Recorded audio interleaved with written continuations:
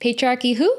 Let's talk about how we're flipping the script. Welcome to this episode of Stay at Home Feminist. Your soft girl era starts here, along with the fall of the patriarchy.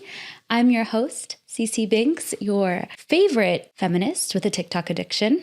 Maybe not your favorite, but we can just say that. And today we're diving into something epic. But first, this is a new show, so please like, subscribe, comment, share, do all the things. Let us know you're watching and let us know what else you want to see us talk about, because let's get these conversations going, babe.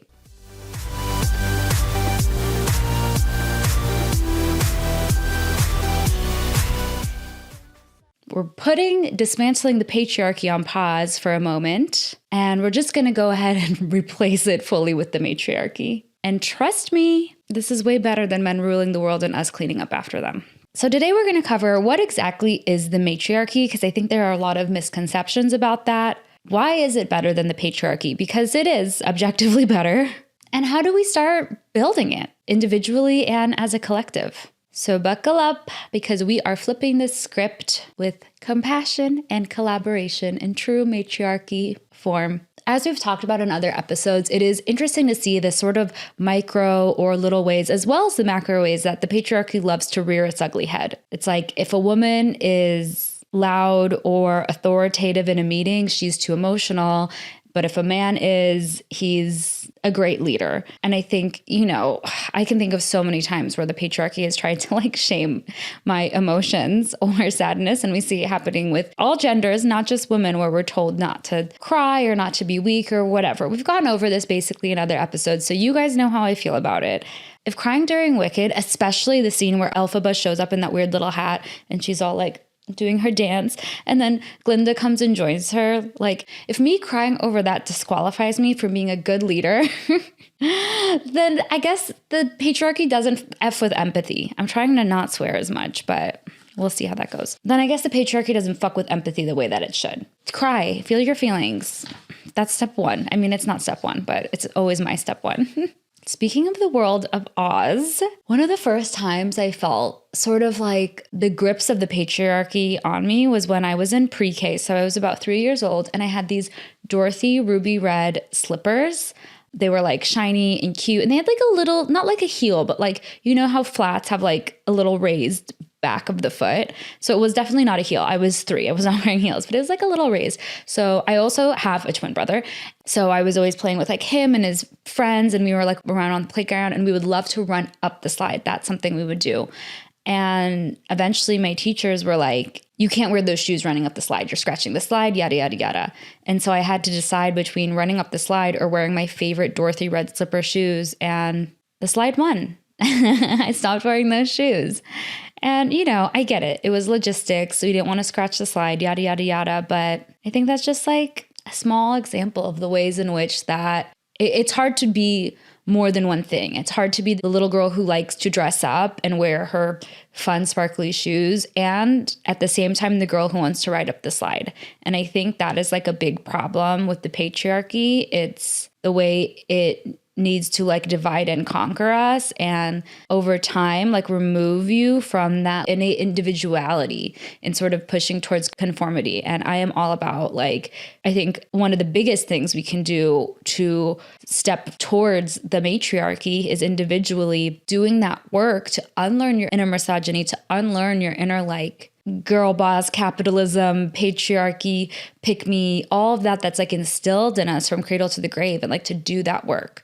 So that's a little bit about what we're going to do today, or I guess a little bit about what we've already been doing. And we're going to be building off of that to jump into what I want to call Matriarchy 101, which I guess is today's episode. So if you haven't watched the past couple episodes, I encourage you to, because we do a lot of that sort of digging and excavation work. So yeah, let's dive right in. So what does a world where women are in charge look like? To me, and to many of you, the only time we've seen this represented is in the Barbie movie.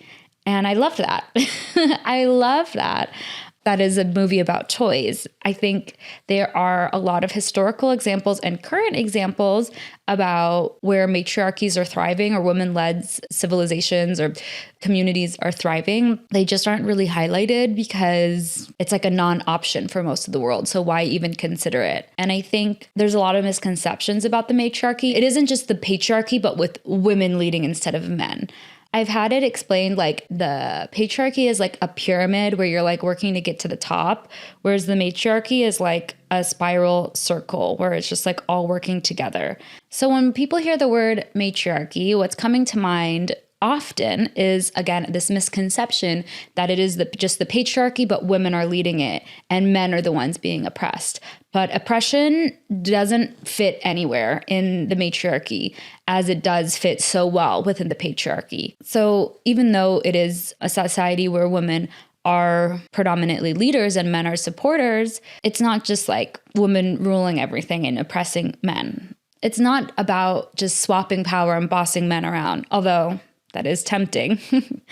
The matriarchy is about collaboration, inclusion, and building communities that actually care about each other and support each other, especially about caring and supporting mothers and children. That is like a huge staple of the matriarchy. So think of it less of like climbing a corporate ladder, which is more like patriarchy, like trying to get to the top, and more of a circle where all voices matter and no one is stepping on each other's necks to get ahead, because there isn't that kind of hierarchy that the patriarchy has. And this hierarchy, especially when we bring in capitalism and all these other things, really like promote greed and violence, exploitation, scarcity, separation. And in America, oh my gosh, individualism so much, where because the matriarchy is an individual focus, it's community focus, it promotes more like love, balance, reciprocity. And again, it is very mother and child centered. I guess the easiest way to put it, like all that to say, is that the patriarchy tends to be about control and competition, where the matriarchy is more focused on community building and support, lifting people up. Think less Game of Thrones and more Sisterhood of the Traveling Pants. Maybe less Game of Thrones and more British Bake Off. No one mourns the wicked. I just saw Wicked and I can't get that song out of my head. No one mourns the wicked. I think that people assume that the matriarchy is just the patriarchy flipped, where like women are in charge of oppressing men, even though they're like two entirely different structures and ways of existing and ways of forming society. I think this misconception comes from mainly ignorance, but also like it is a really good way to keep the patriarchy thriving, because the people who are in charge are men often. They hold more positions of power. And if these men think that we get some more matriarchal values in here, they're going to start being oppressed. Like, of course, they're not going to support it, when actually like men are not thriving under the patriarchy. Men are having a real hard time, i.e. mass shootings. Like, no, they're having a hard time. They need to journal and they need to feel their feelings and they need therapy. So does everyone. But men are having a hard time under the patriarchy, and it shows, okay? Families and children do not thrive under the patriarchy, and it shows, especially in America. So I think, again, that this misconception is promoted to discredit the matriarchy. Again, we've talked about in other episodes how much the patriarchy operates by discrediting women and discrediting our truth and our stories and our pain, our realities, all of that. So apply some of those concepts to like the matriarchy, because it is just like the same thing that they've been doing to women, but to this idea where they're just trying to discredit it, distance it, make it not make sense, even though it makes a lot of sense. And it's really clear that men in power benefit from that assumption. I think it sort of reminds me a little bit of the Great Replacement theory, where there are so many racist white people in America who are like, don't let immigrants come in, don't let interracial marriage be a thing, like all of these very xenophobic and racist concepts, because they are genuinely fearful, wrongfully so, that the white race is going to be replaced by Black people, brown people, people of color. And that's just like not a thing. And even if it is, like, relax. relax. It's like, I don't want to like draw equivalencies because I don't want to minimize either or. And also I do want to draw equivalencies because the patriarchy and white supremacy are like thick as thieves. They are besties. They are girls, you know? So I think it is good to sort of draw those parallels and see the ways in which both of those structures uphold each other and uphold these different things, because it would be a lot harder to convince people or promote the great replacement theory if those same ideologies weren't being used to promote disinformation about the matriarchy, for example. Like, it's happening everywhere. And these things are, although the struggles between people of color and women of color versus white women, all of that, it is different. And that is what intersectionality is about. And also, let's point out the ways this isn't happening all around, because it's not happening in a vacuum. It all has to do with each other. I think one matriarchal value I would like to see, other than men not designing women's bathrooms, because why are there 2 stalls in there? Figure it out, guys.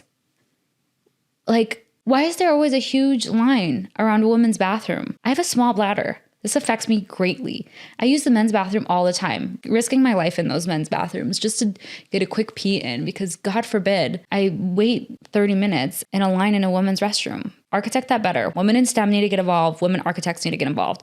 Okay. Anyways, but for reals, I think the main value we desperately need that comes from the matriarchy, other than getting bathrooms squared away, is protecting mothers and children. Like, that is the life force, that is the future. And the way, especially in America, that we don't protect women and children is so alarming and so heartbreaking to see. If I could wave a magic wand and change some things, that would be first on my list for sure. So as I've said, the matriarchy is a system rooted in equity and compassion, and I think we can all agree that's what we need more of. I think one thing that is also a misconception is patriarchy isn't the original software. Like, patriarchy isn't how it's always been. Like, that is new. That came with colonization, as did a lot of other things that I'm not a fan of, and most people aren't.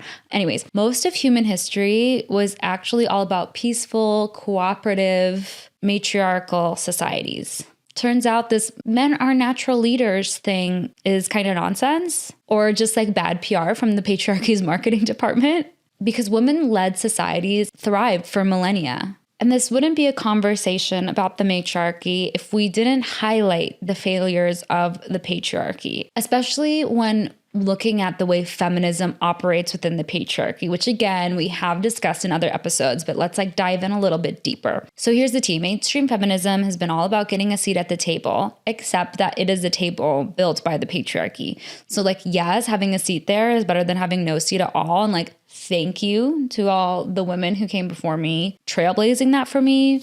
They walked so Binx could run, and I love that. And also, we standing on those shoulders, we can make even more profound change, which is saying like, why are we even fighting for these patriarchal scraps? Let's just change gears a little bit and move from the patriarchy to the matriarchy. That is the next logical step of modern day feminism, especially because we all know that that table built by the patriarchy has been like wobbling for years. You know, when you're at a restaurant and you're like having to stick like paper or whatever under the table leg so that doesn't wobble, that's what's been going on with the patriarchy's table. So let's just take that table out back. Just get it out of here. Again, like, legal rights and empowerment are great. Not trying to say I don't want those, but playing by the patriarchy's rules is not liberation. It feels like when I used to play Monopoly as a kid and my sister would be the banker and she would like conveniently cheat and I would always lose. Like, that sucked. I don't want to do that. I don't like playing Monopoly now because of that. I'm traumatized for that for life. And I don't want to play in the patriarchy because of that same concept. But when we think about the patriarchy's impacts on society, the competition, the dominance, the greed, the societal inequity, violence, inequality, all of those things, like, why would anyone want the patriarchy to thrive? Like, that's what's so crazy for me is like, how is this a radical conversation? Why isn't like this just more of like a conversation we should be having? Because so many people are struggling under the patriarchy and it breeds like violence and war and like all of this awfulness when we could just be like soft girls living in the matriarchy, supporting each other. I don't want to choose violence in those ways. Why we always got to be choosing violence like that? Like, as from politics to healthcare, think about how greedy the healthcare system is, and people are literally dying every day because of it. The patriarchy's fingerprints are all over this mess. And I think every day I notice the patriarchy failing more and more spectacularly. I mean, billionaires are flying to space while people can't afford rent or milk or gas here on Earth. We're destroying our planet. Don't even get me started on wars. Don't even get me started around the atrocities happening in Gaza, for example. And I think sometimes when you talk about the ways in which the patriarchy hurt people, there are these really high level things, like I just mentioned, like war, violence, the horrible healthcare system, the lack of education, the fact that children are going hungry in the United States. And unless like you have a child going hungry, unless you are in that war, you know, like it is hard to really sit with that and understand how the patriarchy negatively affects you. And I think that that's like the other side of that coin is if you do have a child going hungry, you probably don't have the time or the bandwidth to mobilize and organize and educate yourself around all the ways that the patriarchy is hurting you. So it is a good thing to like get ahead of before you need to combat the patriarchy, because there are consequences for everyone under the patriarchy. Take a look around. You're going to notice it. You're going to notice it after we talk about it now. You're going to notice it and you're going to be like, dang, this is everywhere. Dang, patriarchy 1, me 0, or more like patriarchy 143, me 0. Again, it's not just women who are being harmed by the patriarchy. It's not just femmes and non-binary folks. It is cis heterosexual men, cis heterosexual white men for that matter, who are not getting their needs met or their care. Let's connect the dots from what I said before of like children are being left behind and not being cared for in the patriarchy. And those children are boys that become red pill internet men. And that's like a wound. That's like a hurt that they have. And I'm not here to solve that for them, but I do want to say, like, you know, you see the violent rhetoric happening today and how easy it is for these men to just be brainwashed into their incel vibes and so willingly become incels or become so violent against women. And look at the femicides happening. And it's like, are men okay? Like, no, they're not. The patriarchy is harmful for men. The patriarchy harms us all, except for like maybe Jeff Bezos, who's living his best life. But other than that, we see it time and time again, all these ways that people are voting for and supporting like their individual needs instead of what's better for their community. And that is the patriarchy, because you're just caring about yourself. And I don't blame people for being that way, because when you're in this dog eat dog world, what else are you going to do? Like, of course that's going to be how you are. But I really, really, really want to encourage people to let's acknowledge that that is what we're living with and dealing with. And let's make a change. Let's make a change. Let's do better. And let's focus on not being so individualistic in our own lives, within our own family structures, our own friend groups, and then like expand that out. When you look at the competition and the dominance and the greed and those things that we've been talking about in this episode, also understand that that is what has led to systemic inequality. That is what has led to like global chaos. And again, all these things are intertwined, and it comes from this bad apple, this like bad seed that is the patriarchy, and like these roots just grow out, and it's yucky. Okay, we get it. The patriarchy's bad. If you're watching this show, you know that's not a new theory for me. You know how I feel about that. Again, in the matriarchy, it's all about community. In the patriarchy, they want us fighting for crumbs. Meanwhile, the matriarchy is like, let's just build more pie. It's an abundance mindset versus a scarcity mindset. Again, that is a really good way if you're like listening to this and like, okay, well, I didn't set up the system. What am I supposed to do? Just like, I'm one person. This is the way it's been for centuries. What am I supposed to do? I think shifting out of the scarcity mindset into an abundance mindset, again, like think local, act global, doing that within yourself is a huge, huge, huge step in dismantling your like inner patriarchy that will reflect in the outer world. And you'll encourage others to do that. It just like will spread like wildfire. And when it comes to replacing the patriarchy with the matriarchy, it is going to take partial solutions, and it is going to have to start with community first. And that starts like with your community within yourself, again, to family, to friend groups, to neighborhoods, to cities, to states, to countries, to the world. Like that is how we grow. And it happens one day at a time, one moment at a time. So while we're talking about this, like, what do you think life would look like if you prioritize community over individual success? If you prioritize surrendering into that abundance, opposed to like needing to hustle and grind and work and me, and keep and save. I feel like it's like more potluck dinners and less hustle culture for me. I think it can be really hard to even imagine that, because being isolated, especially post-pandemic, is like such a reality for so many of us. And like having that community and that support is so not available to so many people, sadly. And it can be hard to grasp like what that could even be like. Like I'm sitting here trying to rack my brain the last time that I was where I felt truly supported by a group and how that felt. I think for me, it was probably my bachelorette party. I had a group of some of my favorite people there with me. And like they all became best friends, and now we're all like besties, and like that support and that love that they showed me, but each other as well, and still show each other to this day. Like that felt so great. But other than that, which was, brought together for like a marriage, I like can't think of a lot of times where I've had that collective group support. It isn't so readily available in the way that I exist within the patriarchy today, or have existed within the patriarchy. And it is something that I get to expand on. And then I think if I'm in this situation, I think like there's got to be so many people out there where it's like the same thing, where it's like, yeah, this all sounds nice in theory, but like, how do I find that community? I think for people, it's like different things. I have joined activist communities before, and those have been really, really helpful. Wherever you live, I've been in big cities, I've been in smaller cities, like there are activist groups fighting for every issue, especially if you live in a red state.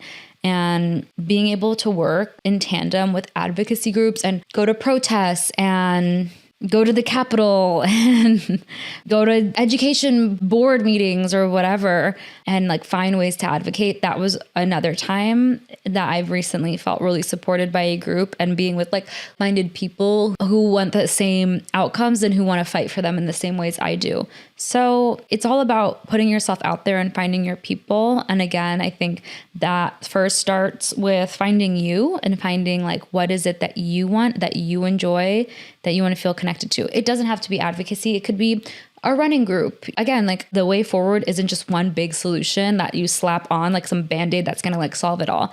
It is like these little partial solutions. So maybe you find community within a running group. Maybe you start a book club. You know what I've always wanted to start, not always, but like for the past couple of years, is starting a book club with the banned books on it. So maybe we can do that together. And again, different kinds of communities. Like I go online and I see people I don't know, but we're all obsessed with the same song, or so excited about the Wicked movie, or you know what I mean? And like I find these moments and I feel so connected to people.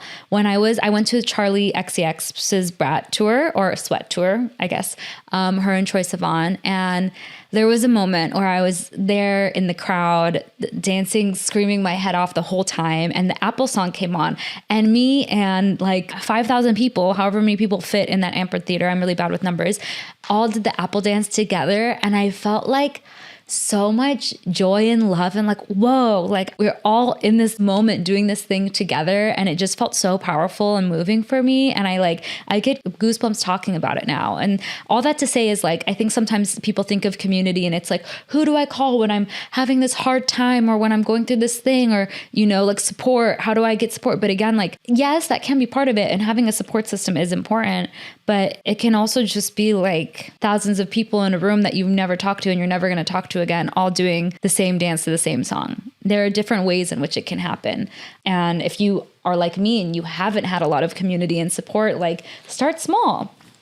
Start small and find what works for you, and then bring these concepts of community and care to those spaces. And you can start with your friend groups today. I have a friend group in the city I live in, and they're all moms. I'm not a mom yet, but I'm like, yeah, let's all be a community about it. And they get together and they bring all the kids, and it's like such a fun vibe. And like I see other mom friends who are just like struggling, raising their kids alone. And it's like, there's a reason it says it takes a village. Like that is coming from the matriarchy. And let's rely on that. Let's find that village, rely on that village, and be there for our village. And I think that is the way forward, especially with what these next 4 years might be. It is a scary time right now. And I try not to think about it and I try not to harp on it. Let's be so fucking for real. Like, it is a really scary time right now. It may not feel right to be involved in all the ways because that creates burnout. And a lot of the ways that I've been involved since 2016, like, don't really make sense anymore because here we are again. But this is a really powerful way you can transform and be involved in transformation. And I think when we're more focused on uplifting each other and caring for each other instead of competing, societies thrive. They just do. But for some reason, I feel like collaboration is seen as weak in the patriarchy. Asking for help is seen as weak in the patriarchy. There's this like emphasis on doing it all yourself and grinning and bearing it and struggling. And one of the only ways to be successful is if you struggle through it, even though like it's not true. Said white men billionaires that are flying to space. That collaboration isn't weak. It's powerful. It's supportive for yourself and supporting others. I can't even imagine what it would be like if the world operated that way. I think about projects I've worked on at like nonprofits I've worked at or some of the advocacy work I've done here in the US. And I think about the child tax credit and how much like economically and statistically we've seen those child tax credits work and lift people up and out of poverty, and how much our government like does not want to do that and is instead like fueling wars. Like, how come we spend billions of dollars helping Israel fund its military, like not even our own military, Israel's military, yet like children are starving. We have a homeless epidemic all across America. Our education system here is shite. Like, it just makes no sense that we're prioritizing that, except for it does when it is all about the best thing you can do is compete, win, be the best. America's number one. That's why we have to have the most military and our allies have to have the most military and yada, yada, yada. And it's like, okay, but children are starving here. Homelessness is crazy. I just really don't believe, like, it's wild to see the lack of safety nets and how easy it is for so many people to become homeless. And I think that's what's so frustrating about so many people in the United States is that they're like, oh, this could never happen to me. Or there's this idea that like homeless people are like these bad people who deserve it, or they're all drug addicts or whatever.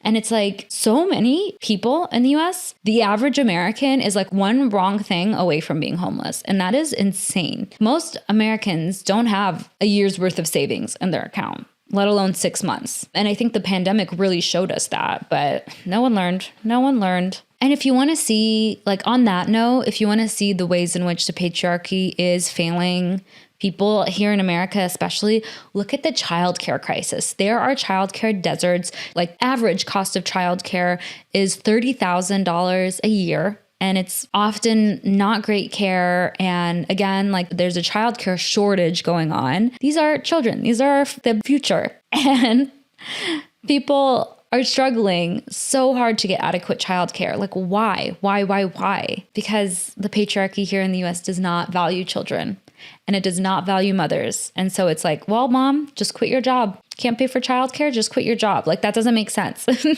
You can't afford childcare, so you should quit your job to watch your kid. Like, what? It's so backwards. And the emphasis is not on supporting women and children. And I think, again, the childcare crisis is a perfect example of the way in which the patriarchy is failing women and children. So yeah, I don't know about you, but I would definitely rather have this like collaborative, supportive foundation of a society than this like everyone out for themselves thing. And it's really, really wild to see politics in America and people's ideologies and the ways in which, they vote against their own best interests, but they do that because they think they're sold this lie. There's all this fear mongering about how that will help them individually. And it's just so backwards. It's sick and fucking twisted. That's how I feel about that. So I guess here's my big vision. And I'd love for us all to like anchor into this together.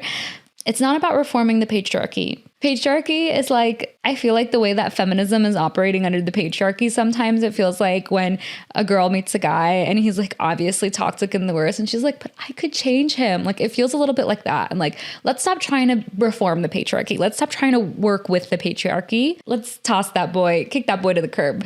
Let's kick the patriarchy to the curb, put the patriarchy in the compost bin, and get ready to nurture something new. Again, we're talking about a system that prioritizes inclusion, care, community well-being over power trips and profit margins. The matriarchy isn't a vibe. It isn't just this like fun, cool, like Barbie land thing that it gets sort of like explained as often. The matriarchy is a blueprint for a society where everyone thrives, not just the loudest guy in the room, but everyone. Everyone's voice matters. No matter how silent or loud it is. Everything matters because we're all just taking care of each other and being on each other's team. But as we know, the patriarchy wants you to be a pick-me. Because when you are a pick-me, you are in competition and you are not in collaboration. Which is why we are diving into the segment, one of my favorites, Pick Me Rehab, from a former recovering pick-me herself. I want to do it a little differently this time than we've done it in the past and just sort of like spitfire some things to chew on for all of us.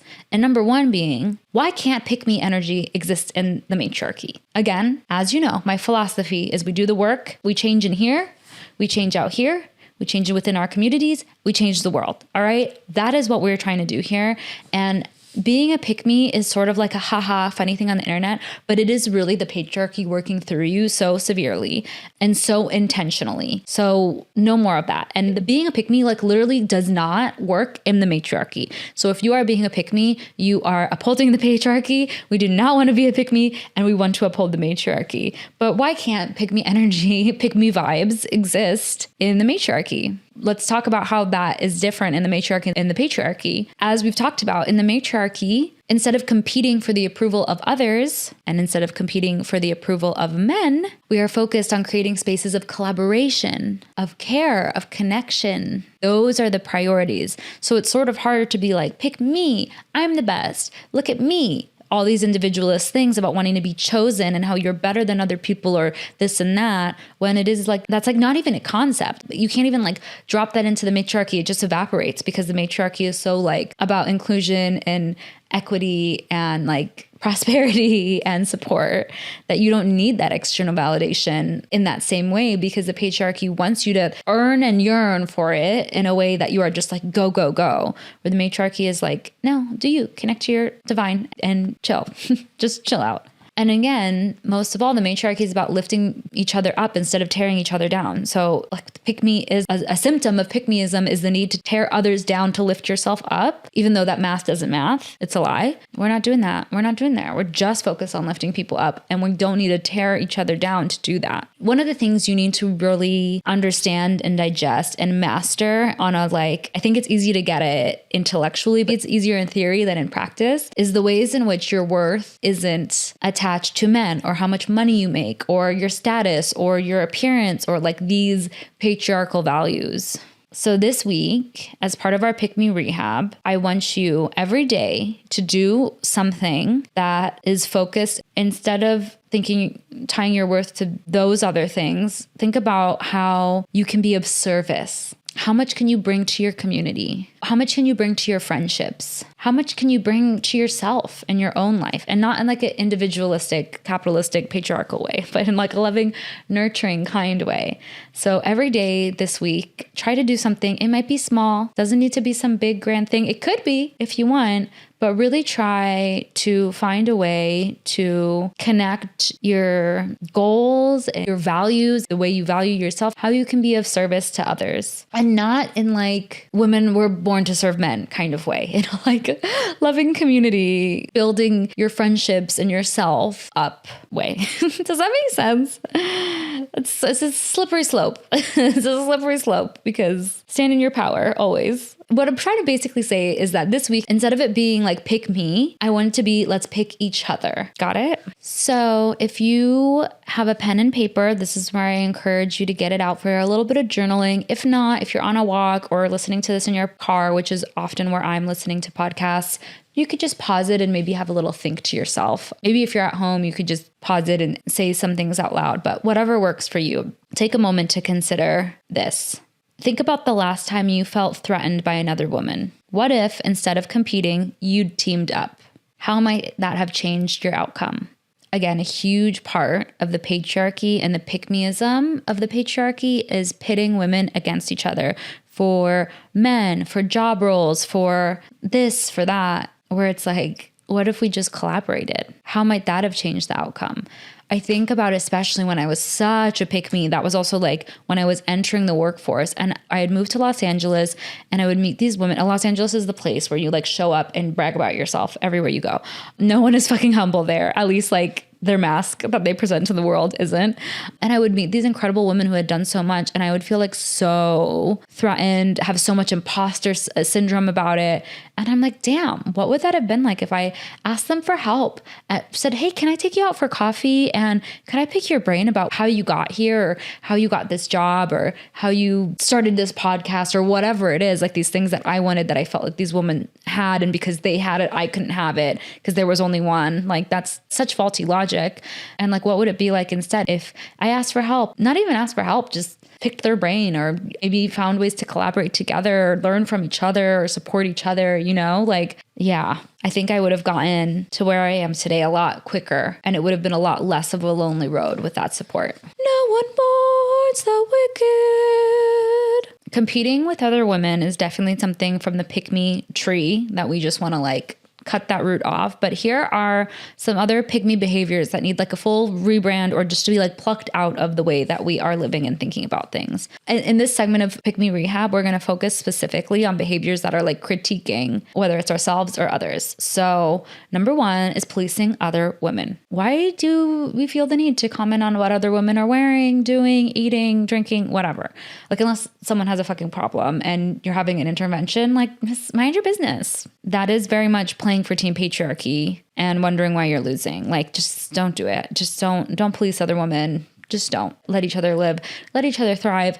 Let each other be different. And, you know, spoiler alert, pro tip here, if someone is triggering you in that way, I mean, maybe they're like toxic and a bad person. Like there are those like outliers, but if you are like feeling the need to police other people, it is probably because they are triggering an insecurity in you where you don't feel good enough. So instead of worrying about them, why don't you just build up your own self-esteem and your own skills and your own like know-how and confidence about it? Time is better spent that way. Trust me, trust me, trust me. There's a cheat code. There's a cheat code I wish I would have known 10 years ago. Speaking of cheat codes, no more downplaying yourself.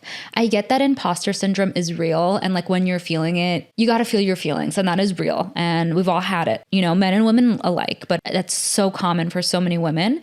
But downplaying yourself is one of the patriarchy's sneakiest ways, one of its sneakiest tricks of making you feel like being confident somehow makes you like less likable or less, I don't know, less it. You're that girl. You are an it girl. Be it. Embrace it. I think it is also this like way that the patriarchy wants us to dim our lights so that it doesn't like shine annoyingly bright towards others. And it's like that conditioning of worrying about what other people are going to think. How is this going to affect others? Are they not going to like me? And again, like so many of these are unconscious things too. So if you struggle with that, 10 out of 10 recommend getting hypnotized because I did that and it was really, really helpful. We can get into, if you have questions about that, let me know. This is just a tangent. This is not what we're getting into here, but let me know because I could talk so much about subconscious thoughts and being hypnotized and plucking those subconscious thoughts out. But again, even without the hypnotizing, it is good to notice them. Once we notice them, we can acknowledge them. Once we acknowledge them, then we can pluck them out. If we're not even acknowledging them, we don't even know that anything needs to be plucked out. It's like, yeah. Anyways, shine that light. And the matriarchy, the more confident you are, the more your light shines, the more you inspire others people's lights to shine. Because again, instead of being like, oh, this person has a bright light, that means I can't because they took all the voltage or whatever this metaphor is, that's not real. That's a faulty belief. And what is real is that, oh, this person was able to turn their light on that bright that means I can do it too. That means maybe they could help me do it too. And even if they can't, like, now I know that's possible. I know what's possible for me because they were able to do it. Abundance versus scarcity. And the third thing that we are fully leaving with the patriarchy and not bringing into the matriarchy with certain pick-me behaviors is tearing down feminine traits. Being emotional, nurturing, soft. That isn't a weakness. It's not a weakness. It's a flex, babe. It's a fucking flex. Crying is honesty, okay? Let it out. Let those emotions bubble up out of your eyes. And the last question I want you to journal or think to yourself about in our Pick Me Rehab segment is, what is one behavior that you've noticed in yourself that screams pick me? How can you gently let go of that mindset and replace it with something kinder? If you're having trouble with that one, here are 4 steps to leave pick me energy behind. Self-reflection.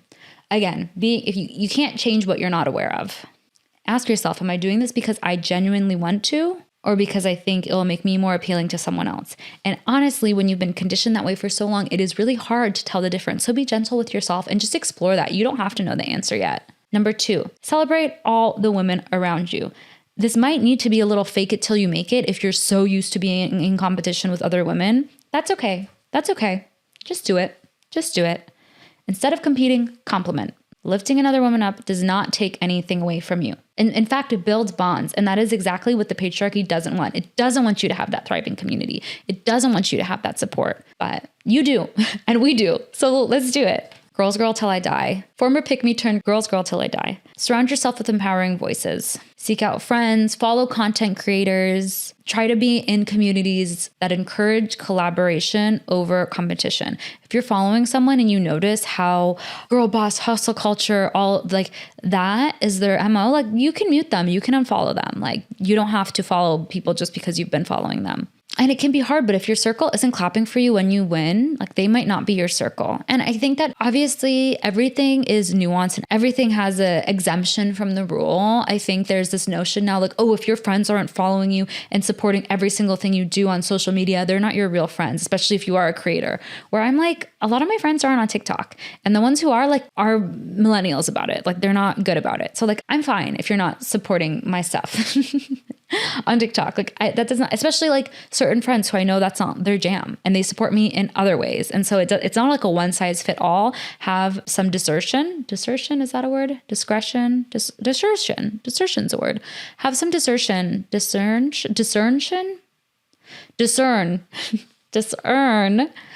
who this applies to and in what way. It isn't a one size fit all. So like no need to take things personally and be a hater, but just observe.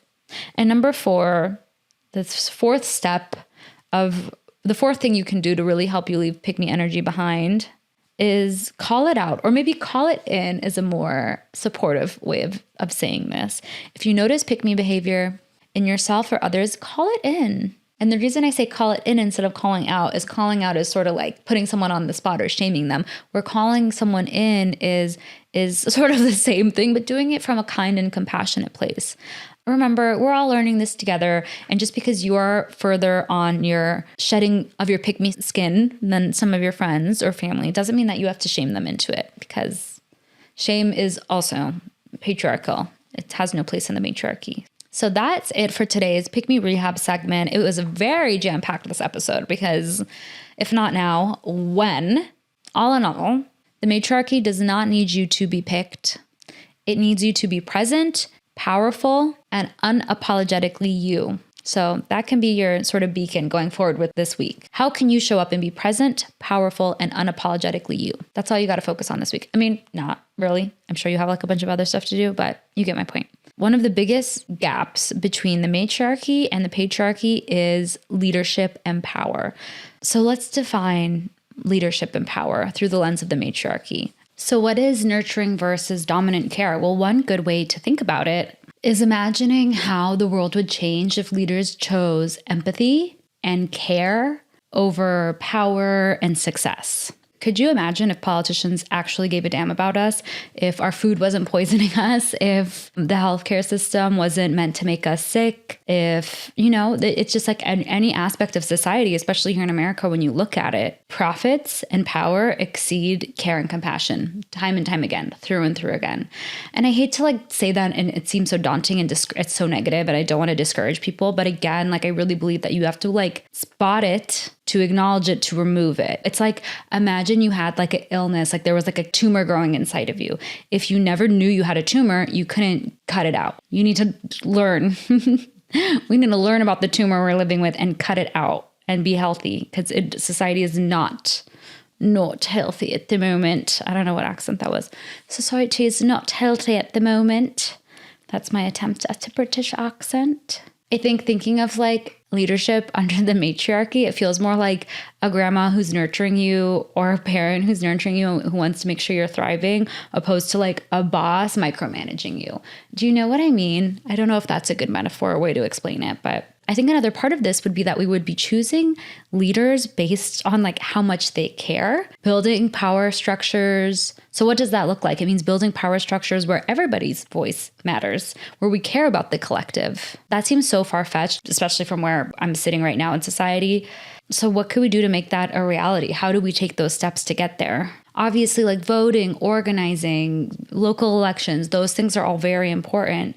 And as I've said over and over again, really unlearning your inner misogyny and removing your inner patriarchy and growing your inner matriarchy, and doing that within yourself and your close circles, and expanding and be that example that you can set, that people can learn from, because the options we're given today are just, it's not good. And in that, let your light shine. That is a part of it. Let your light shine. Let people see you and learn from you and be inspired by you. And if you are a leader, if you are someone watching this who you are a manager, or you are a mom, or you have a leadership role in some kind of way, examine the ways that you might be a dominant leader.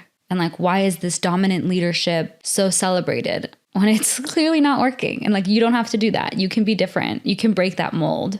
Again, a matriarchy is a world that isn't so top down. I think the patriarchy is basically trickle down economics, but with power. And it doesn't work. It just doesn't work. That brings me to one of my most important points of this episode, is that there are a lot of people, because of misconceptions about the matriarchy, because of ignorance about the matriarchy, because of, the propaganda everywhere promoting the patriarchy, and for their own internal biases, who are threatened by the matriarchy. They're scared of the matriarchy. And I guess I'm here to say that if you are threatened by the matriarchy, you may be capitalizing off the oppression of women. And I say this again because the matriarchy wants to support everyone. Again, it's not just women are in charge and men are the gender roles just aren't reversed between patriarchy and matriarchy. They are inherently different ways of being in society. The patriarchy supports individualism and power. The matriarchy supports the collective and nurturing that. So if the matriarchy threatens you and you don't want to be a part of a world where the collective is thriving, you are probably profiting, capitalizing, living your best life, or so you think, probably falsely think, off the oppression of women, because there's no other reason. There's no other reason that makes sense to me why you would prefer to operate under the patriarchy than the matriarchy. There's just not. There's so many great examples of beautiful women leaders that are in the patriarchy, but using their guidance to make more matriarchal-like decisions. While there are a few matriarchies still thriving today, and historically they have been thriving, the ones that we can point to for typical women leaders, I think an amazing one is Malala Yousafzai. I'm sure you've heard of her story. She was an education advocate in Pakistan who was shot in the head by the Taliban for going to school, or taking tests and just trying to learn. And she survived and continues to be an advocate for that today. You can see the way in which she just really upholds so many beautiful matriarchy values. And her specific focus is mainly on education, and the way in which that is a tool that opens so many doors for women and girls, but for everybody. Everybody deserves a good education. Another great example is Jacinda Ardern. Jacinda Ardern. I don't know if I'm saying that right. She was the former Prime Minister of New Zealand. And like most notably, there was a mass shooting in New Zealand. And she was like, immediately gun reform. And no mass shooting since. And it's like, as an American, it is crazy to imagine our government officials seeing children being slaughtered, seeing people being slaughtered in a place of worship and acting appropriately and responding appropriately and saying like, yeah, maybe we should take assault rifles away from deranged people who want to do that. Like that is just so sad to me. As I've mentioned, a huge part of the matriarchy is centering care and emotional well-being. And I think, again, when you're getting thrown all this information of like what isn't working and what could be working, and you're sort of just sitting there like, well, what the fuck am I supposed to do with that? I think this is a really good place to like ground in and again, like do that inner work and spread it outward, is centering care and emotional well-being in your life. Part of that is leaning into your soft girl era. You know, that's why your soft girl era starts here along with the fall of the patriarchy, because those two things are intertwined. They are. But also part of this is like in terms of what we can do as a society is valuing care work. Caregiving is treated like some side gig when it's literally the backbone of society. Like why does the patriarchy make caregiving this like super whatever role, not something to aspire to be like, and it's literally like, we need more caregivers. I mentioned the childcare shortage and that's part of it, but also like the ways in which moms do so much and it's just sort of like expected. And then a dad watches the kids and they're like, oh, is the dad at home babysitting the kids today? And it's like, no, he's not babysitting. He is being a dad. His job as a dad is to watch these kids, just like it is with the mom. Like, what the fuck? And that's the thing. With the matriarchy, caregivers would be like the MVP of society because the matriarchy really focuses on child care, child health, and the collective and wanting children to be thriving. Like you should be taking care of children. Like they are children. They need help. They need support from their parents, but also from their community, from their teachers. They need resources. Like there's so much that goes into it. They need to be safe. And also like it would really, we've talked about this in another episode, really like putting down this trope of like needing to do it all. It's like caring about those who need it, you know, like caring for those who need it and not just trying to do it all and hustle and mom and this and that and clean and that. It's just like, no, soft girl era for life, please. So valuing care work is very important, care work and caregiving. We could also talk about elder care for ages, but I won't open that Pandora's box today because elder care in the US is heartbreaking. Look into it. You can dive down that rabbit hole by yourself. We can get into it eventually if you want to. But another thing that's very important is mental health and emotional well-being. Again, it's such simple concepts can be so radical under the patriarchy. Like that concept of putting on your oxygen mask first if the plane's going down. Ugh, I don't like that metaphor because I'm terrified of flying. I'm terrified of that. I don't want to put that in the universe. Like filling up your cup so you can fill up others. Like that's what we're talking about here. Like, what would it be like? A society we were prioritizing, you know, our mental health, each other's mental and physical health and well-being as much as we were prioritizing like the growth of a country's GDP. Mental health days should be as common as PTO. And I know we're getting there and there are some places who do that, but everyone's emotional well-being should be a priority. And over again, I just feel like the patriarchy is just saying like, suck it up, tough it out. And it's just like, no, no, I'm not gonna, and I don't want to. And again, not all of us have the luxury of like being able to take that time off, or like some of us need to work two jobs and raise kids and work two jobs and raise kids as a single mother, you know, like there's limits to what each of us can do. It's not one size fits all. And also no matter what your workload is or your circumstances, there are ways to prioritize your mental health and emotional well-being and to do that to those that you care for and care about around you, ways to prioritize their mental health and emotional well-being. And it doesn't have to be an expensive therapy session or some yoga retreat or like women's retreat in Bali or something. It can just be like not doom scrolling on your phone at night and drawing instead, or drinking that glass of wine on a Thursday night, or having compassionate words when someone is having a hard time, just being able to be compassionate and hold that space for them, hold space for defying gravity. But anyways, popcorning back to caregiving roles, I think we really get to examine the ways in which So often in the patriarchy, women are expected to take on the emotional labor of their relationships, of their household, of everything. And with the matriarchy, it's like, how do we redistribute that mental load that women are expected to carry in the patriarchy? How do we redistribute it so it's more equitable? And the matriarchy is like, how do we redistribute it so that women can thrive as like the natural leaders and centers of society that they are, that they should be? Let's stop prioritizing tech bros and hedge fund managers who just want to like capitalize, and value caregiving and mental health and the little luxuries and accessing that joy and accessing that softness. The crazy thing is that like therapy would probably be fucking free in the matriarchy. It's like we need to switch out of that like grind until you break mindset that the patriarchy wants for us and just like access that like grounding and that peace. So how do we start moving towards a matriarchy? What's one small thing you can do this week to bring matriarchal values into your life? I think one thing for me that has been super transformative is letting go of like that hustle culture. So shame myself because I haven't been productive enough or anything, want to be like a girl boss about it, or that I'm just like, no, thank you. We don't do that anymore. Or, I've had to unfollow or mute a lot of people who are like girl boss gatekeeping and gaslighting. And that's still a huge thing on Instagram everywhere. And like, I want to support and love you. But if you're going to be like promoting hustle culture like that, like, I don't want that in my space. I got to cleanse my feet of that. I got to cleanse my circle of that. And it just is where I'm at right now. And like, don't take it personally. Like, I'll be here waiting for you when you're ready to step into like the soft girl matriarchal side of things. But until then, like, I just need some space. And like, I'm detaching with love, like no judgment. Like, it's good. Okay, maybe a little bit of judgment because I'm a shady bitch, but like mainly no judgment, and mainly like, I hope to see you on this side soon, because I was like that before too. I am like queen cringe. So it's all good. I think one main thing that we talked about throughout this episode of working towards our sort of matriarchal utopia is lifting women up. And it's not just like liking each other's Instagram stories, like finding ways to really connect and support women in your area.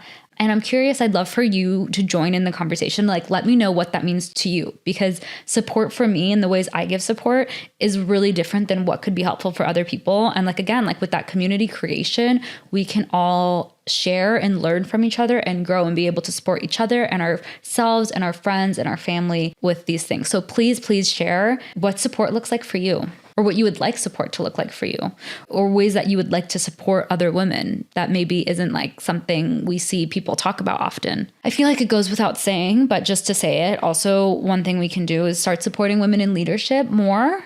I mean, not blindly. The state I live in has a lot of Republican, like MAGA Republican women trying to be in leadership. So, again, not one size fits all. Use some discernment. But yeah, promoting feminist leadership. So I shouldn't say supporting women. I should say supporting feminist leaders. Whether that's voting for feminists or giving a shout out to that feminist who is running your local PTA, like it can look like different things, volunteering, phone banking, just a nice letter of support. Like there are so many ways that you can be supportive. With that in mind, like the same branch of that, one thing that is super important is supporting care work and collaboration, which, could mean advocating for policies that support caregivers, support children, support childcare. Like there's so much there, or advocating for policies that support mental health, supporting organizations that support mental health. So please let me know, what is one step you are going to take today that will bring us closer to our matriarchal future? And after listening to this, have a good think and feel free to share with the group, because I'd love to know, what are the sneaky ways internalizing the patriarchy is still showing up in your life? Because it's okay if it is. We can both be a work in progress and a masterpiece. What are those sneaky ways it's showing up in your life, and how can we start unlearning it? The truth is, we probably all got a little internalized patriarchy in us. Like it is just how we're born and raised for the most part, but we can unlearn that. Let's start by asking ourselves, am I doing this because I want to, or because society expects us to, or expects me to? Again, moving away from that hustle culture and into your soft girl era is key. That's the name of the game, babe. That's the name of the game. Well, that was sort of a heavy episode. So speaking of community and care, let's close out with some feminist affirmations to remind us that we're building a better and more caring world, even if it doesn't always feel like it. In this moment, it might feel particularly difficult,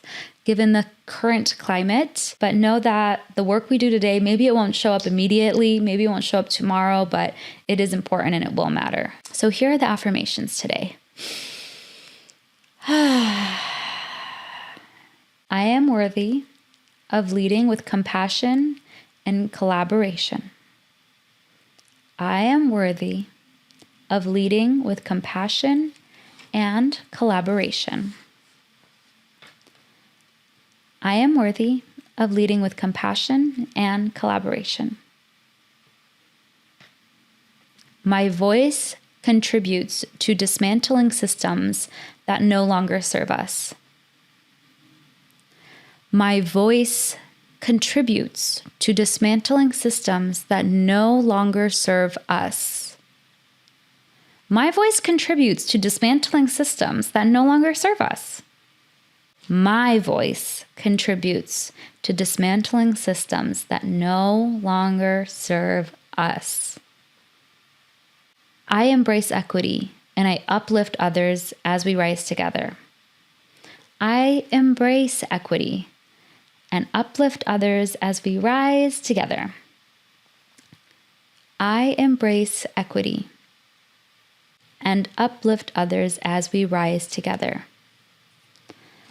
All right, my fellow feminists, that is it for our show today. Today we reimagined leadership, community, and power structures, just today's work. And we really pointed out how the patriarchy might be on its last leg, but the future, that's all matriarchy, baby. Right? I really want to encourage you to implement your matriarchal values and discover what your matriarchal values are and implement them in your own lives. And please, super encourage you to share them with us so that we can work in tandem together. Share your matriarchal moments with us on social media, and let's keep building this movement together. So today was fun, but next week we are getting serious. And we are diving into a conversation that is long overdue.